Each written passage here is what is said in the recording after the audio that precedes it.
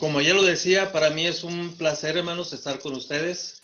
Espero que se escuche bien, ¿verdad? Que no haya ningún problema con la tecnología, hermanos. Como ya les decía, me siento muy afortunado, hermanos, que me tomen en cuenta para estas actividades. Muchas gracias. También, pues, como dice hermano, para mí es muy satisfactorio cuando viajo, hermanos, y que llego a alguna congregación y la congregación ha hecho ya su propio coritario, ha agregado himnos en su alabanza y que encuentro por ahí algunos míos, pues claro que me siento muy satisfecho, hermanos, porque para eso es, ¿verdad? Y no hay cosa más hermosa que dejar un legado, dejar un legado. Vamos de paso, hermanos, vamos de paso y tenemos que dejar algo, hermanos, antes de irnos. Entonces, pues gracias, hermanos, por esta invitación. El tema de hoy, hermanos, tema específico, es tiempo de cambio. De acuerdo a nuestro contexto, hermanos, que estamos mirando, tiempo de cambio. Recuerdo, hermanos, allá en los años 70, cuando estaba joven, recuerdo que todavía en los años 70 había gerentes, había maestros de administración en las universidades, que en aquel tiempo todavía decían que las crisis eran malas, que las crisis no eran buenas, que las crisis tenían que evitarse incluso a toda costa, porque la crisis implicaba problemas que podían causar daño a una empresa, a un grupo. Sin embargo, hermanos, con el paso del tiempo esto fue cambiando. Y hoy, hermanos, la mayoría de la gente comparte que las crisis, pues, no son tan malas. Las crisis más bien son parte de la vida. Las crisis son inevitables, van a venir a la vida, van a venir a una empresa, van a venir a un grupo. Las crisis incluso son necesarias. Y lo que es más, las crisis son momentos para crecer. Tiempo de cambio. Hermanos, el momento que estamos viviendo, momento de crisis, es tiempo de cambio. La vida de José, el bíblico, es un ejemplo de esto. La vida de José fue mejor después de cada crisis.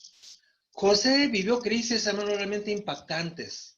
La primera crisis que vemos en su vida fue cuando sus hermanos, dice, le tienen envidia y no le podían hablar amablemente. Imagínense qué crisis tan tremenda. Mi propia familia no me puede ver. Y cada vez que me habla para hacerme sentir menos, para molestarme. Crisis tremenda, pero fue para crecer. De alguna manera eso sirvió para que José fuese mejor. Luego lo venden como esclavo. Qué cosa tan terrible. No me aman, me lo dicen, pero ahora me venden como esclavo. Sin embargo, eso fue para crecer. Va a dar Egipto, nación fuerte, poderosa, pero extraña para él. Sin embargo, ahí también fue para crecer. Estando en Egipto, llega a la casa de Potifar, hermanos, ahí también hay crisis porque lo acosan sexualmente, pero vemos que esto fue para crecer, definitivamente. Cuando José llega a la casa de Potifar, vemos ya un José muy avanzado, muy diferente, un José totalmente transformado. Es un joven que sabe cómo lo hizo, no lo sé, pero tuvo que ser en esas crisis. Es un José que sabe escribir, sabe leer, sabe de administración, sabe contabilidad y por lo tanto es alguien muy útil en la casa de Potifar porque él sabía todas esas cosas. ¿Cómo las aprendió? Durante las crisis. Él fue creciendo. Llega a realizar su sueño. Bueno, sabemos que después lo mandan a la cárcel, otra crisis, pues hasta la cárcel aprendió. Aprendió a cómo se administra una cárcel y cómo hay que ayudar para que congenien bien todos los que están ahí presos. Hasta ahí aprendió. De tal manera que cuando José llega a la culminación de su sueño, aquel sueño que él había tenido, hermanos, es un hombre totalmente transformado. Sabe, vuelvo a repetir, sabe leer, sabe escribir, aprendió administración, aprendió contabilidad, aprendió idiomas estando ya al frente de Egipto. ¿Cómo? Pues en las crisis. Las crisis son para eso, son momentos, tiempos de cambio, tiempos para crecer. Cuando estando en Egipto, sus hermanos llegan porque necesitan alimentos, hermanos. Fíjense lo que pasó. Ellos no lo reconocieron. ¿Cómo le iban a reconocer? Era un hombre totalmente transformado, ya vimos cómo, pero no únicamente en lo que vimos, transformado incluso hasta en su cuerpo. Vestía diferente, se peinaba diferente, se arreglaba diferente, cambió totalmente.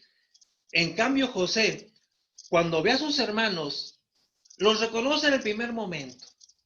Yo no dudo, hermanos, que los hermanos de José también tuvieron crisis, pero ¿saben qué? Esas crisis a los hermanos de José no sirvieron para nada, porque no cambiaron. Para ellos no fueron momentos de cambio. Y cuando los ves son exactamente los mismos. Me atrevo a decir, apestosos, sucios, greñudos, pleitizas entre ellos, eran exactamente los mismos. Los ve José y dice, estos son mis hermanos. No habían cambiado en lo absoluto. José hoy nos diría, es cierto, hay momentos de cambio y las crisis son un momento para cambiar. Decía el apóstol Pablo en Romanos 5, dice, y no solo esto, fíjese, el cristiano tiene la hermosa bendición de ver las crisis desde una perspectiva diferente. Dice el apóstol Pablo en Romanos, y no solo esto, sino que también nos gloriamos en la tribulación. Fíjese, el cristiano tiene la bendición de tener la perspectiva que incluso en la crisis se puede gozar. Dice, sino que también nos gloriamos en la tribulación, sabiendo que la tribulación produce paciencia, la paciencia prueba y la prueba esperanza, y la esperanza no avergüenza. El cristiano sabe que la crisis tiene un objetivo, crecer. Ayer decía, el hombre de hoy, en esta crisis, en esta pandemia, muchos se están deprimiendo. ¿Saben por qué? Porque no encuentran sentido del sufrimiento. ¿A dónde me lleva esto? El cristiano tiene la capacidad de alegrarse incluso en la crisis porque sabe que esta tiene una función. ¿Cuál? Dice aquí, sabiendo que la tribulación produce paciencia, la paciencia prueba y la prueba esperanza y la esperanza no avergüenza. Me gusta mucho otra versión que dice, y nos regocijamos en nuestros sufrimientos, porque sabemos que el sufrimiento produce perseverancia. Y la perseverancia fortaleza de carácter. Y la fortaleza de carácter, dice, fortalece la esperanza. Y la esperanza no nos va a defraudar. ¿Se fijan, hermanos? Un círculo virtuoso. El sufrimiento, la crisis, es momento para crecer. Porque el sufrimiento produce perseverancia, la perseverancia produce interés de carácter y el interés de carácter fortalece nuestra esperanza y la esperanza no nos va a defraudar. De tal manera, hermanos, que ante las crisis tenemos dos opciones. O ante la crisis me deprimo, me agobio y me hundo, o ante la crisis se fortalece mi carácter y voy a crecer y voy a ser mejor. Porque entendí que la crisis, el sufrimiento tiene una función, momento de cambio. Hoy, ante esta situación que estamos viviendo todos, tenemos dos opciones. O nos hundimos, nos deprimimos como mucha gente en el mundo lo está haciendo, nos angustiamos, nos llenamos de miedo, de pánico, de fobias, o nos levantamos y entendemos que esto va a fortalecer nuestro carácter, nuestra fe, nuestro amor, nuestra esperanza y vamos a crecer. Necesitamos recordarlo siempre, hermanos. Se cuenta de una anécdota de unos jovencitos que le tenían mucho coraje a un viejito. Ustedes saben que a veces hay un choque entre el joven y el viejo.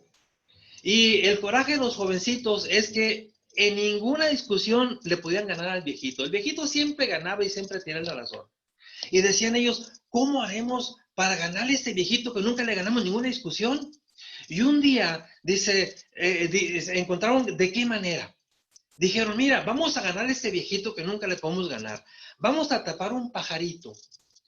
Y cuando el pajarito esté en nuestras manos, vamos a ir con el viejito y le vamos a decir, a ver, tú que todo lo sabes, el pajarito que está en nuestras manos, ¿está vivo o está muerto? Y le vamos a ganar. Porque si él dice, el pajarito está vivo, pues simplemente un breve apretoncito y le decimos, no, está muerto, fíjate. Y si dice, el pajarito está muerto, pues abro las manos y el pajarito va a volar. Y ya le ganamos. Ya le ganamos a este viejito que nunca le podemos ganar. Y atrapan al pajarito, van con el viejito y le dicen, a ver, el pajarito que está en mis manos, ¿cómo está? ¿Está vivo o está muerto? Y el viejito se pone a pensar, Pues, ¿qué le contesto a estos muchachos? ¿Vivo o muerto? Y el viejito les contesta, mira, ese pajarito está en tus manos y está como tú quieres que esté. Si tú quieres, ese pajarito está muerto, apriétalo y va a morir. Si tú quieres, ese pajarito está en tus manos y está vivo. Abre tus manos y el pajarito va a volar. Y no le ganaba al viejito. Hermanos, así es la crisis, así es la vida. La vida, la crisis está en tus manos. O es momento de cambio para crecer, o es momento de hundirte. ¿Qué escogemos? Hermanos, en estos momentos de crisis, hermanos, lo único que yo puedo decir yo a título personal es que después de esta crisis, yo voy a ser mejor. O de hecho, en esta crisis, ya estoy siendo mejor. En esta crisis, yo no sé cómo, pero voy a ser mejor papá. Y cuando pase ya totalmente esta crisis, yo sé que seré un mejor papá. Después de esta crisis, yo solamente sé que voy a ser un mejor esposo. Voy a ser un mejor hermano en Cristo. Y voy a tener un mejor ministerio. Porque depende de mí. Porque depende de ver en este momento de cambio. Por eso el apóstol Pablo decía, fíjense qué cosa tan hermosa, pues segunda carta de los Corintios capítulo 4, verso 8 dice, que estamos atribulados en todo, mas no angustiados, en apuros, mas no desesperados, perseguidos, mas no desamparados, derribados, pero no destruidos. ¿Qué sabiduría de Pablo? Dice el apóstol Pablo, en este momento estoy siendo atribulado, pero no me siento angustiado. Estoy en apuros, pero no me siento desesperado. Estoy siendo perseguido, pero no me siento desamparado. Estoy derribado, pero no me siento destruido, porque depende de mí. Por lo tanto, dice más adelante, no desmayemos antes, aunque este hombre exterior se va desgastando, el interior, no obstante, se renueva día a día.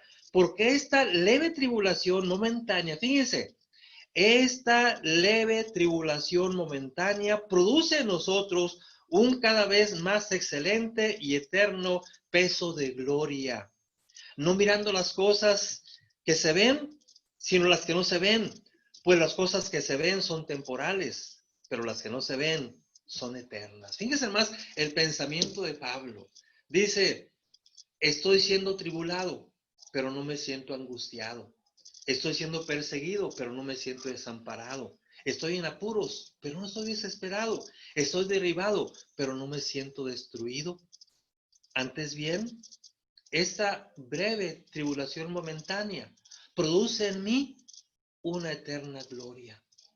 Porque yo busco lo que no se ve, porque lo que se ve es pasajero, lo que no se ve es eterno. Es cuestión de decidirlo, hermano y hermana. Hoy es momento de cambio para crecer. Crecer como personas, pero también cambio y crecimiento para la iglesia. No todo cambio es positivo. Debemos saber que no se trata de cambiar por cambiar, cambiar para crecer. Hoy, hermanos, para la iglesia, para nosotros, es tiempo de cambio. Es tiempo, hermanos, hoy que busquemos la senda antigua. Bueno, al igual que el hermano Polo, cuando el hermano Monroy dijo que yo no habláramos del Antiguo Testamento, dije, ah, caray, bueno, voy a cambiar mi tema, pero no. Hoy es tiempo, hermanos, que busquemos la senda antigua. Dios le advierte al judío que iban a venir, y él los iba a provocar, tiempos duros de crisis. Y le advierte al judío, vendrán tiempos de crisis. Pero cuando venga la crisis, dice Dios, es tiempo de hacer un alto, de que reflexiones y entiendas que esto es para crecer. Y veamos, hermanos, lo que dice la palabra de Dios allá en Jeremías. Vamos a Jeremías capítulo 6 y leamos del verso 11 en adelante. Dice así, es lo que dice el Señor. Por lo tanto, estoy lleno de ira de Jehová. Dice, el Señor, estoy lleno de ira, dice, estoy cansado de contenerme, dice, la derramaré, o sea, la ira, dice, la derramaré sobre los niños en la calle y sobre la reunión de los jóvenes igualmente, porque será preso tanto el marido como la mujer, tanto el viejo como el muy anciano, y sus casas serán traspasadas a otros, sus heredades y también sus mujeres, porque extenderé mi mano sobre los moradores de la tierra, dice Jehová. Está hablando sobre Jerusalén, sobre el pueblo judío. Dice, voy a derramar mi ira sobre ellos. Dice, sobre los niños, sobre los jóvenes, sobre los viejos y sobre los no tan viejos, sobre el esposo y sobre la esposa también. Dice, sus casas, pues, verso 12, serán traspasadas a otros, sus heredades también, sus mujeres, porque extenderé mi mano sobre los moradores de la tierra, dice Jehová. Dice verso 13, porque desde el más chico de ellos hasta el más grande, cada uno sigue la avaricia, y desde el profeta hasta el sacerdote, todos son engañadores. Y curan la herida de mi pueblo con ligereza, diciendo, paz, paz, y no hay paz. Dice, ¿no se han avergonzado de haber hecho abominación? Dice, ciertamente no se han avergonzado, ni aún saben tener vergüenza. Qué duro está hablando el Señor. Dice, son iguales, se han perdido todos, desde el más chico hasta el más grande. Dice, no saben tener vergüenza, son los desvergonzados. Dice, y todavía dicen, paz, paz. Dice, caerán. Dice, entre los que caigan, cuando los castigue, caerán, dice Jehová. Verso 16. Así ha dicho Jehová, paraos en los caminos y mirad y preguntad por las sendas antiguas, cuál sea el buen camino y andad por él, y hallaréis descanso para vuestra alma. Mas dijeron, no andaremos. Fíjense lo que dice el Señor. Les voy a mandar sufrimiento, calamidad, van a perderlo todo. Pero cuando esto pase, dice el Señor, por favor, párense en los caminos y pregunten por la senda antigua, cuál sea el buen camino, y anden por esa senda antigua y hallaréis descanso para vuestras almas. Pero dice la palabra del Señor, los judíos contestaron, no andaremos. Dice el Señor, cuando venga la crisis, la adversidad, es tiempo para que pregunten por la senda antigua y caminen por esa senda antigua. Hermanos, hoy es momento para que hagamos un alto en esta crisis y busquemos la senda antigua. ¿Cuál senda antigua? Hermanos, vayamos otra vez a Deuteronomio. ¿De qué está hablando el Señor aquí? Al pueblo judío. Deuteronomio capítulo 32 y leamos del verso 5 en adelante. Usa la misma figura. Dice, la corrupción no es suya. O sea, cuando falla, Jehová no falla. El corrupto no es Dios. Dice, la corrupción no es suya. De sus hijos es la mancha. Sea Dios veraz y todo hombre mentiroso. Cuando algo sale mal, Jehová no falla, falla el hombre. Dice aquí, la corrupción no es suya. Los hijos de los hijos es su mancha. Dice, fíjese cómo lo llama, generación torcida y perversa. Así pagáis a Jehová, pueblo loco e ignorante. Qué duro está hablando el Señor. Pueblo loco, ignorante, así le pagan al Señor. Dice, verso 7, acuérdate de los tiempos antiguos. Considera los años de muchas generaciones. Pregunta a tu padre y él te declarará. A tus ancianos y ellos te dirán. Hermanos, dice Dios al pueblo judío, pregunten por la senda antigua y anden por la senda antigua. ¿Cuál senda antigua? Dirá el Señor. Pregunten por el camino de Abraham, el hombre de la fe, y caminen como él, la senda antigua. Pregunten por el camino de Noé, el hombre obediente, y aprendan ese camino de la obediencia. Dirá el Señor, pregunten por el camino de Moisés, el hombre que se entregó, y caminen por ese camino antiguo. Hermanos, dice el Señor, párate en tu camino y pregúntenle a los antiguos y camina por la senda antigua. Hermanos, hoy es el momento que como iglesia hagamos un alto y caminemos por el camino antiguo del primer siglo. Y nos preguntemos, ¿cuál es el camino antiguo? El camino del primer siglo. El camino de la iglesia primitiva. ¿Te acuerdas que en el libro de los Hechos así se llamaban los cristianos? Los del camino. Hermanos, volvamos al camino antiguo de la iglesia primitiva. Y en estos momentos de crisis, aprendamos a amarnos los unos a los otros, como se amaban los primeros cristianos, donde no había ningún necesitado, porque velaban los unos por los otros. Hermanos, recordemos el uso primordial de la ofrenda. Hermanos, México es un país de vergüenza. Lo digo con vergüenza. México es un país donde hay el 80% de mexicanos en pobreza y casi 10 millones de mexicanos en pobreza extrema. Hoy, y esto de número hoy con esa crisis va a aumentar,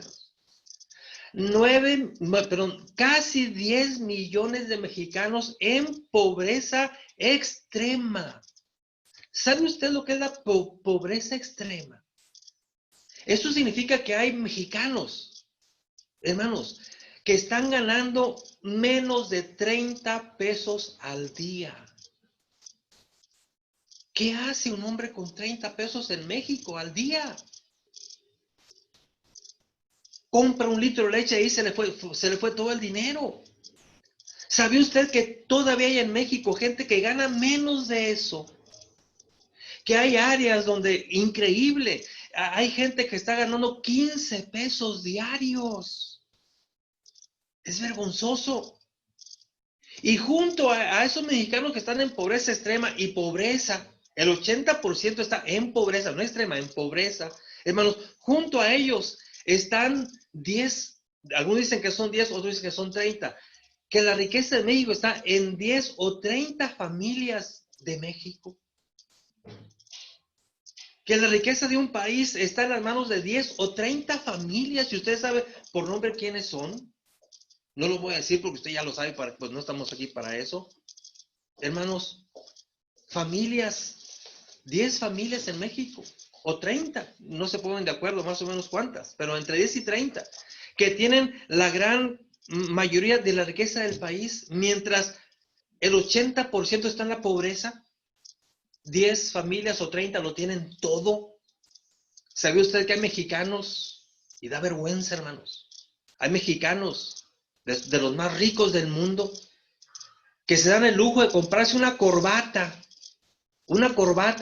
en tiendas muy exclusivas de Europa, y esa corbata les cuesta 30,000 pesos. Gente que vive en la política, que compra calcetines, un par de calcetines de 20 o 30,000 pesos. Cuando hay gente aquí mismo que está ganando 20 pesos al día, y ese hombre se compra calcetines o corbatas de 30,000 pesos, significa que un mexicano pobre tardaría ahorrando todo su salario hasta 5 o 6 meses para comprarse esa corbata. Eso, hermanos, da vergüenza.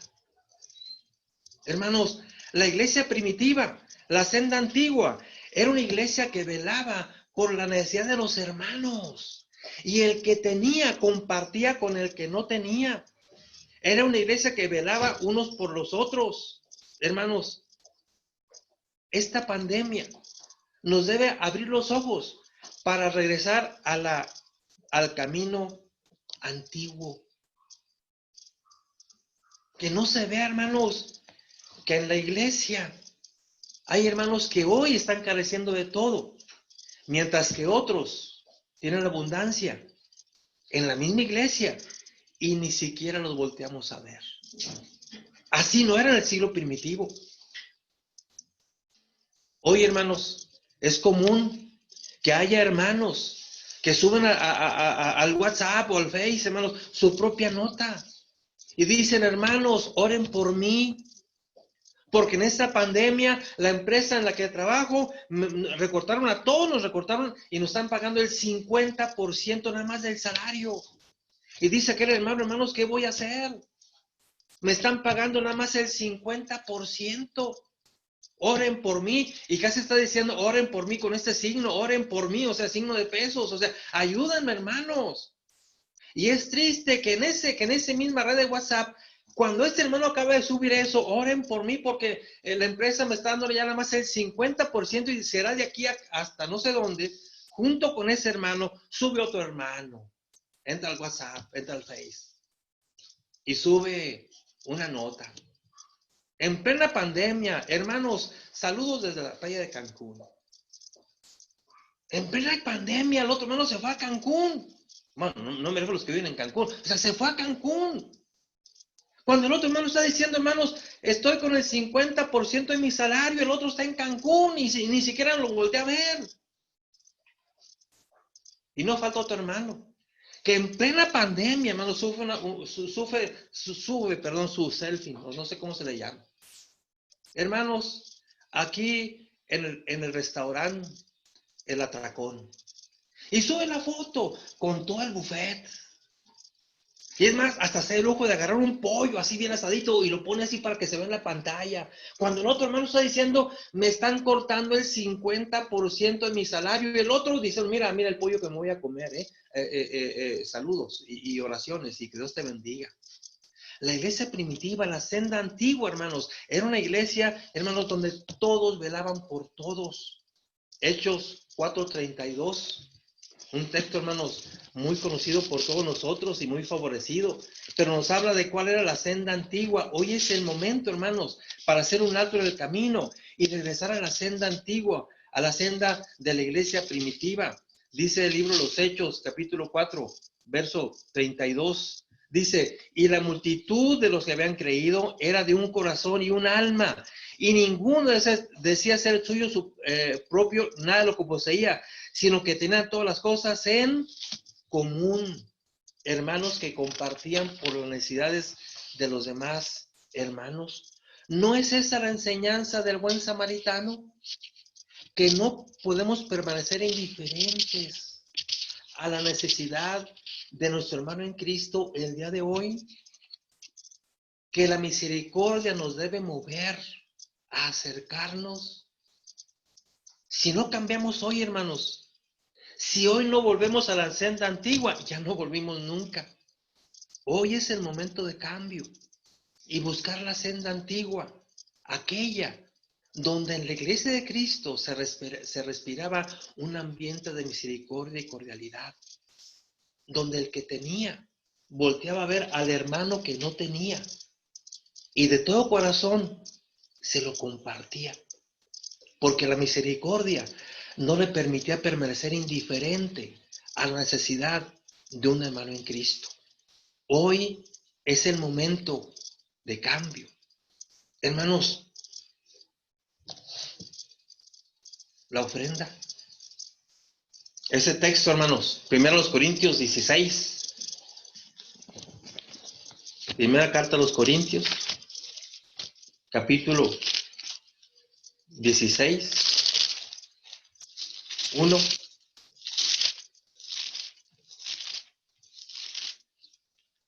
al 4. En cuanto a la ofrenda para los santos, haced también vosotros de la manera que ordené a las iglesias de Galacia.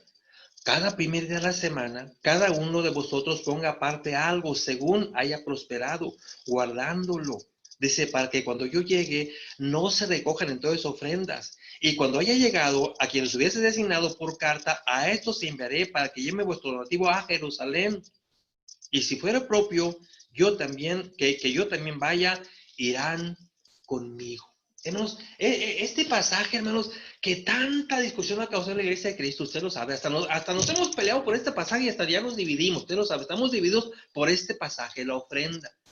Cada primer día de la semana, cada quien ponga algo aparte, de acuerdo a cómo Dios le haya prosperado, para que cuando yo llegue no estén improvisando, y sino que ya esté ya el fondo que vamos a llevar. ¿A quién? A los santos, la ofrenda para los santos. ¿Cuáles santos? Los de Jerusalén. Esta fue, hermanos, el motivo primordial de la ofrenda, esa que tanto peleamos cada primera de la semana. Era para la necesidad, hermanos velando por hermanos. La ofrenda que estaba recogiendo cada primera de la semana en Corinto no era para los de Corinto, era para los de Jerusalén. Y fíjense qué cosa tan interesante. Una iglesia con muchos gentiles como la iglesia de Corinto iba a enviar un donativo a la iglesia de Jerusalén, de donde había hermanos judíos.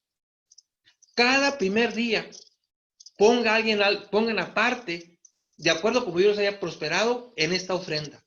Porque esta ofrenda se va directo a Jerusalén. Hermanos velando por hermanos. La ofrenda era para eso, para que no hubiesen necesitados. Hermanos, es como si hoy, pongo como ejemplo la población donde yo estoy, es como si hoy la ofrenda al Madero no es para la Madero. Dirá el apóstol Pablo, cada primera de la semana pongan algo aparte, conforme Dios les haya prosperado, porque esta ofrenda es para los hermanos de Chiapas, para los de Oaxaca, para los de Tabasco. La ofrenda de la Madero no era para la Madero, era para otra congregación, para los santos. Pero ¿qué decimos ahora, hermanos? No, la ofrenda es para los santos. Pero los de la Madero, la ofrenda de la Madero es solo para la Madero. La autonomía de la iglesia. No nos podemos meter en los problemas de la otra congregación. Somos autónomos y nos peleamos, hermanos. Hermanos, volvamos a la senda antigua. Dice el apóstol, dice la palabra de Dios, no nos cansemos pues de hacer el bien, porque a su tiempo segaremos, si no desmayamos. Así que según tengamos oportunidad, hagamos bien a todos, mayormente ¿a quién? A los de la familia de la fe. Dice, si algún hermano o hermana están desnudos y tienen necesidad del mantenimiento de cada día, y alguno de vosotros le dice, id en paz, calentaos, saciaos, pero no le dais las cosas necesarias para el cuerpo, dice Santiago, ¿de qué aprovecha? Pero el que tiene bienes en este mundo y ve a su hermano tener necesidad y cierra su corazón, dice, ¿cómo mora el amor de Dios en él? Hijitos míos, no os améis de palabra ni de lengua, sino de hecho y en verdad. Hoy es el momento, hermanos, de volver a la senda antigua.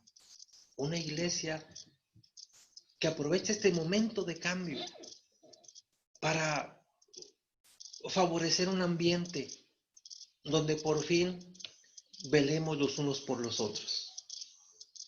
Donde el hermano que hoy tiene carencias económicas sepa que tiene otro hermano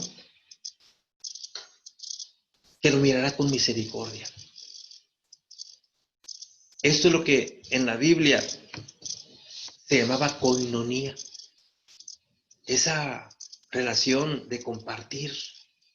No únicamente compartir lo espiritual, compartir incluso las cosas materiales. ¿Aprovecharemos este momento de cambio para volver a la senda antigua? Una iglesia donde los hermanos velan por ellos mismos y velan por el bienestar de los demás hermanos. La senda antigua, hermanos, es la senda en la cual la iglesia se ganaba el favor del pueblo, se ganaba el favor de la gente. Hechos 2:47. Y perseveraban en la doctrina y se ganaban el favor del pueblo. Hermanos, la iglesia primitiva en su senda antigua hacía sentir su presencia. La iglesia impactaba. Por eso mucha gente se bautizaba, porque dice aquí, hay varias traducciones a este texto, dice, ganaban la admiración del pueblo. Otra versión dice, ganaban la buena voluntad de la gente. Otra versión dice, se ganaban la gracia de los demás, del pueblo. La iglesia de Cristo en la senda antigua, hermanos, era una iglesia que por su conducta se ganaba el favor del pueblo que le rodeaba. La gente los miraba con buenos ojos. Ayer decíamos, la iglesia debe tener una piel que transpira, que la gente de fuera ve lo que pasa dentro y la gente que está dentro ve lo que está pasando fuera. Por eso dice, se ganaban el favor del pueblo. Una iglesia, hermanos, que hallaba gracia ante los ojos de los demás. Estamos hablando de la iglesia en su primera infancia, una iglesia hermosa, hermanos. No podemos volver a esa senda antigua. Que la iglesia de Cristo de hoy, en este momento de crisis, se gane la gracia de la gente que nos está mirando. Fíjense, cuando el apóstol Pedro fue aprendido por las autoridades, dice que lo liberaron por temor al pueblo, porque el pueblo apreciaba a los cristianos. Cuando lo fueron a prender, según Hechos 5:25, dice, lo hicieron sin violencia, para que el pueblo no se levantara. Hasta la autoridad miraba cómo el pueblo miraba con buenos ojos a la iglesia, porque la iglesia era una iglesia que imponía su presencia, que impactaba con su presencia en la sociedad. Hechos 17:6 dice, cuando el apóstol Pablo llega a Tesalónica, dice, fueron ante la autoridad y acusaron a Pablo, es que ya trajo estas ideas que trastornan la sociedad. Trastornar significa voltear de cabeza. Cuando la iglesia llegaba a un pueblo, hermanos, trastornaba ese pueblo porque impactaba con su presencia, por lo que predicaba y por lo que se vivía. Hermanos, volvamos a la senda antigua. Volvamos a ser una iglesia que impacta a la sociedad, no solamente por la doctrina, sino por las obras. Por eso dijo Jesús, vosotros sois la luz del mundo, hacia el hombre vuestras buenas obras. Hermanos, en muchos lugares, la iglesia de Cristo no impacta, hermanos. No andamos por la senda antigua. La iglesia de Cristo llegó a aquel lugar y nadie lo notó. Así no pasaba en el primer siglo. Llegaba a la iglesia y en la sociedad lo notaba por lo que la iglesia hacía. Impactaba a su entorno. Hoy, hermanos, hay muchos lugares donde la iglesia de Cristo no impacta. Con tristeza lo decimos, hermanos. Un ejemplo sencillo. Si usted llega a Torreón y si se le ocurrió llegar a Torreón sin ninguna dirección de la iglesia de Cristo, pensando, voy a llegar a Torreón, y llegando a Torreón voy a preguntar a la gente, ¿dónde está la iglesia de Cristo? Usted llega a Torreón, pregunta, ¿dónde está la iglesia de Cristo? A las personas que van pasando, oiga, dígame, ¿dónde está la iglesia de Cristo? Y no soy de Torreón y quiero saber dónde está la iglesia de Cristo porque quiero ir a ver a mis hermanos en Cristo. ¿Dónde está la iglesia de Cristo? ¿Sabe qué? Va a encontrar a alguien que lo va a llevar. Y llegando va a decir, los mormones. No, ¿cuál mormones? Yo busco la iglesia de Cristo. Y le va a decir, sí, ya sé dónde. Y otra persona lo va a llevar, primera iglesia bautista. No, iglesia de Cristo. Y otra gente lo va a llevar, Salón del Reino. Hasta con los testigos de Jehová nos van a llevar. ¿Sabe por qué? Porque no impactamos. La iglesia de Cristo está en Torreón y Torreón no lo sabe. Y no lo sabe porque no ve nuestras obras. Esta pandemia es el momento para que la gente vea las obras de amor entre los hermanos y para con la sociedad de la iglesia, hermanos. La iglesia, hermanos, es el momento para no pasar inadvertidos. Algunas veces, hermanos, no aprovechamos estos momentos. Hoy es momento de cambio. Volver a la senda antigua. Que en la iglesia del Señor se respire ese ambiente de armonía, de misericordia, de amor y de cuidado de unos por los otros. Que no puedo permanecer indiferente ante el problema que mi hermano en mi misma congregación está sufriendo. Que la iglesia de Cristo impacte a la sociedad con lo que está haciendo hoy por la pandemia. Y que la gente lo vea como un ejemplo a seguir, el ejemplo de la iglesia de Cristo. Otra vez, con vergüenza lo digo, hermanos, pero en Torreón, hermanos, fíjense, en Torreón, con cierta frecuencia, se desborda un río. Hay dos ríos aquí, el Aguanaval y el río Nazas, que ya pues, casi prácticamente no existen. Cuando llueve mucho en la montaña, donde nacen esos ríos, baja la avenida, hermanos, y causa mucho destrozo. Sucede eso con ciertas frecuencias. Se desborda otra vez el río, el Aguanaval o el Nazas, y ¿saben qué pasa? Ejidos cercanos a Torreón, pequeñas comunidades, son arrasadas por el río. Y va la prensa, va la televisión y pasa las escenas. Las casas de esas personas que viven en esos ejidos, pequeños poblados, hermanos, quedaron anegadas. Necesitan camas, colchones, ropa, se quedaron sin ropa, sin cama, necesitan, ¿quién le dona un sillón? Porque la gente quedó en la calle y pasan por la televisión y dicen, señores, apoyen a este ejido, miren, el río se desbordó y miren la casa, aquí está esta familia, necesita sillones, ¿quién le dona un sillón a esta familia? Necesita colchones, miren, quedaron sin colchones, ¿quién tiene ropa? Por favor, donen ropa a esta familia. ¿Y saben qué pasa, hermanos? Cuando sucede eso aquí en Torreón, van el Club de Leones y llevan comida, despensas, ropa, algún sillón. Va Cáritas y lleva ropa, despensa, comida. Va el DIF.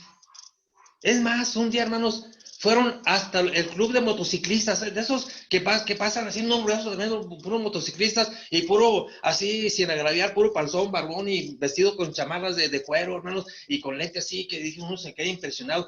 Hay un club aquí en Torreón, se llama Los Buitres del Desierto, no, hasta el nombre, Los Buitres del Desierto. Miren, hermanos, hasta los buitres del desierto fueron y donaron cosas. Fueron todos, menos, ¿saben quién?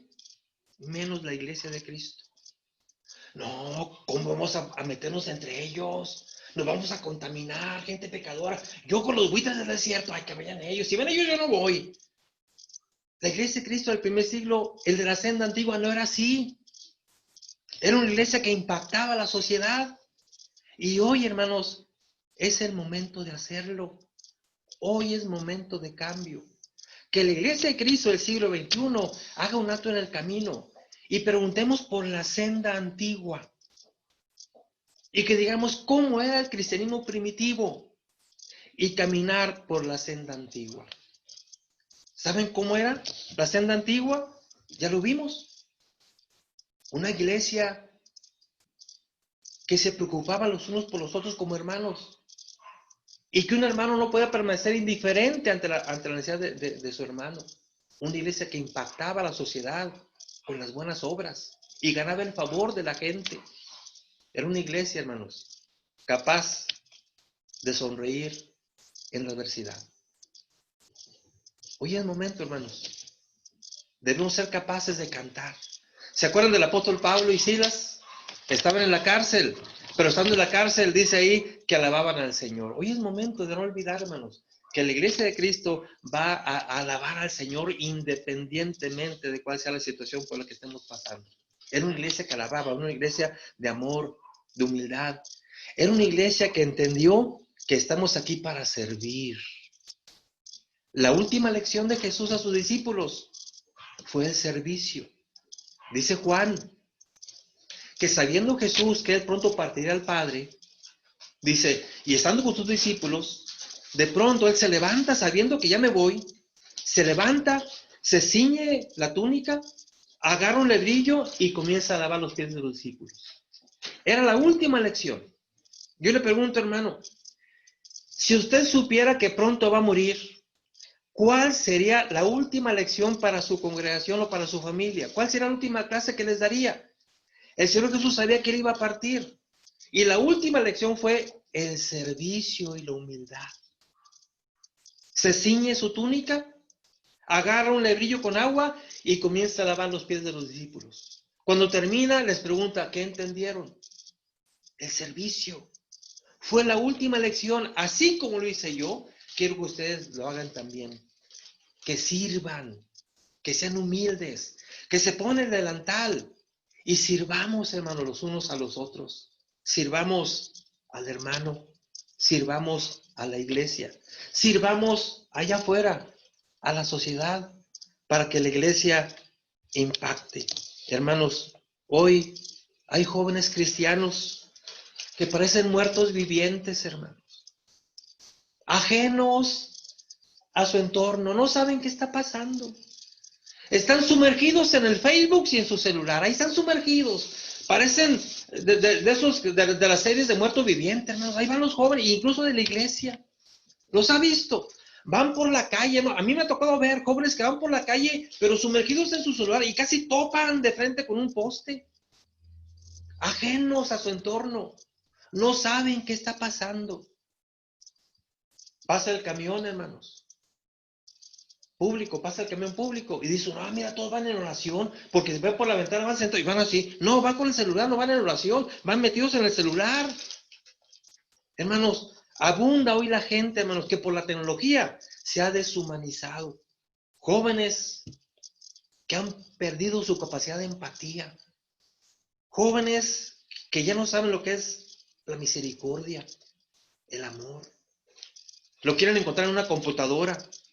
La tecnología, hermanos, ha hecho al joven inteligente más inteligente y al joven flojo lo ha hecho más flojo. Insensibles, hermanos, insensibles a las necesidades de los demás. Son hijos del Facebook, hijos del Google, que piensan que ahí lo encuentran absolutamente todo. Jóvenes en una depresión blanca. ¿Sabía usted que muchos de nuestros jóvenes en la iglesia están en una depresión blanca? Se llama depresión blanca porque no es depresión gris. Porque los que caen en depresión dicen que ven el mundo como gris y se deprimen y se sienten muy tristes. El joven de hoy tiene una depresión blanca. ¿Sabe por qué? Porque no le interesa nada. ¿Qué deseas hacer en la vida? No, pues no sé. ¿En qué vas a trabajar? No, pues a ver qué sale. ¿Qué quieres estudiar?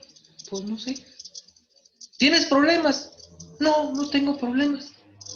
¿Y en tu casa? No, pues ahí tengo todo. O sea, son jóvenes, hermanos, sin ambición, porque los adultos hemos cometido el error de darles todo y los hemos deshumanizado.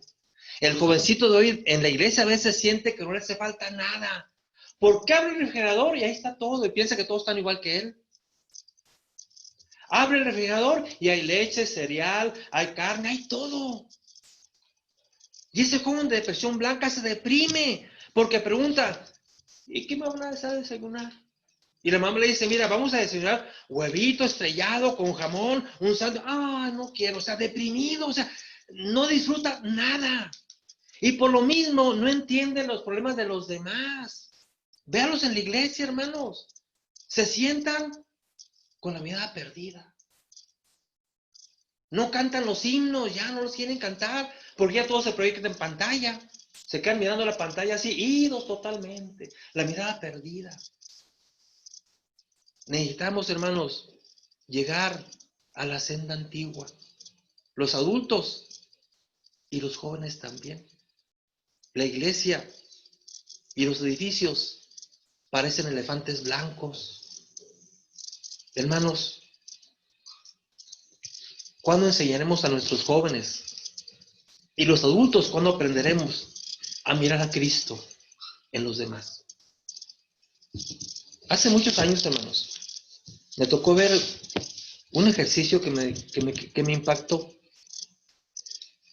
Fui a predicar a una parte muy lejana y un hermano llevaba a sus jóvenes y los llevaban para que fueran casa por casa, preguntando qué desean, qué podemos hacer por usted.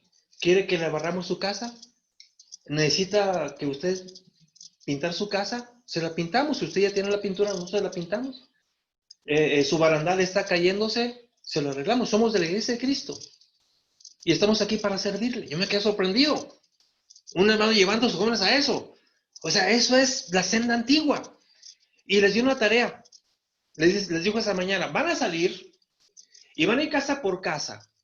Iban vigilados los jóvenes para que no se fueran a los oxos, ¿no? Iban bien vigilados, ¿verdad? Entonces van a ir casa por casa en equipos y uno de ustedes va a tomar la palabra, tocan la puerta y van a llegar a esa casa y van a decir, estamos aquí, somos jóvenes de la iglesia de Cristo, ¿en qué le podemos servir? ¿Quiere que le barramos la casa, cortamos el zacate, arreglamos la puerta, pintamos su casa, tienen la pintura, nosotros la pintamos, somos de la iglesia de Cristo, estamos para servirle? Y la tarea fue, van a ir casa por casa, pero cuando regresen, después de haber hecho lo que hubo oportunidad de hacer, les voy a hacer una pregunta. Quiero que me digan, ¿en qué casa y en qué persona tú miraste a Cristo?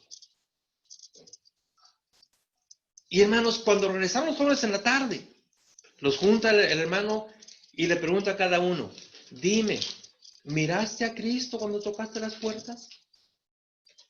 Y me sorprendió un joven que levantó su mano y dijo, yo miré a Cristo.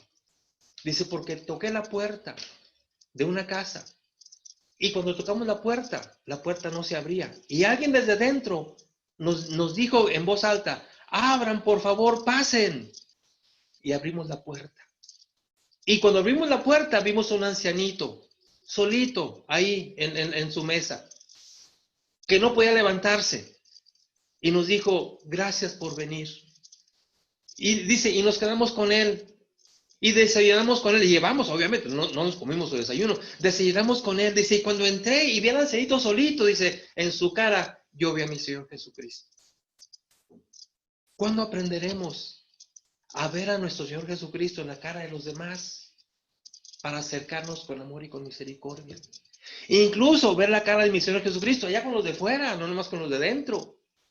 Y cuando ya afuera yo veo a un hombre que sufre, una mujer que sufre, ver a Cristo que está sufriendo y acercarme a Él para impactar a la gente, hermanos, para volver a la senda antigua. Hoy, hermanos, hoy es momento de cambio. Hoy es momento de hacer un alto por el camino del siglo XXI. Otra vez, este siglo es un siglo miserable, hermanos. México, lo digo con vergüenza, es un país que da vergüenza. Porque hay gente rica, pero muy rica. Y junto a ellos gente pobre, pero muy pobre. Y jamás voltean a verlos. Gente tan rica que se compra calcetines de 20,000 pesos. Y a su lado, familias que sobreviven con un salario mínimo miserable. Y jamás se voltean a ver. La iglesia, hermanos, tiene que marcar el cambio. Volvamos a la senda antigua. Volvimos a ver a nuestros hermanos de nuestra misma congregación y aprendamos a ver en su rostro el rostro de Cristo. Impactemos a los de fuera. Que los de fuera sepan que aquí hay iglesia de Cristo por lo que hacen. Veamos el rostro de Cristo para acercarnos con misericordia. Que Dios nos dé sabiduría para hacer un alto. Volvamos a la senda antigua. Que Dios los bendiga.